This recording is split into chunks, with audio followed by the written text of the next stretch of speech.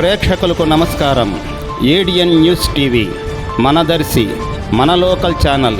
ADN news TV ప్రేక్షకులకు నమస్కారం. వార్తలు చదువుతుంది మీ ప్రసన్నారాం. ఒంగోలులో ఎంపీ మాగుంట శ్రీనివాసులు రెడ్డి ఒంగోలులోని అగ్రహారం రైల్వే గేటు వద్ద అండర్ బ్రిడ్జ్ నిర్మాణానికి రైల్వే జనరల్ మేనేజర్ అనుమతించారని తెలిపారు. రైల్వే నిధులతో వంతెన నిర్మించాలని రైల్వే శాఖ ఆమోదించిందని సమావేశంలో ఎంపీ ప్రస్తావించారు. దీనికి సంబంధించిన ప్రతిపాదనలు కూడా ఇచ్చారని ఆయన ఈ సందర్భంగా పేర్కొన్నారు.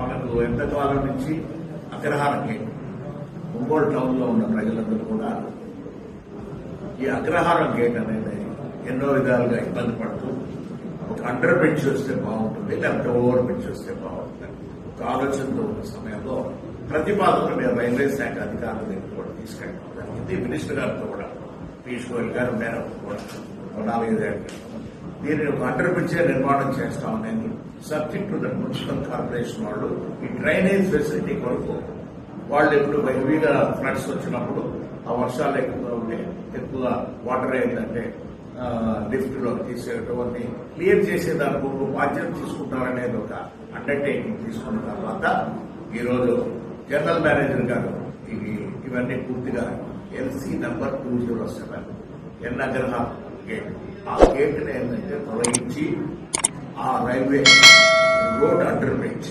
అనేది ప్రారంభం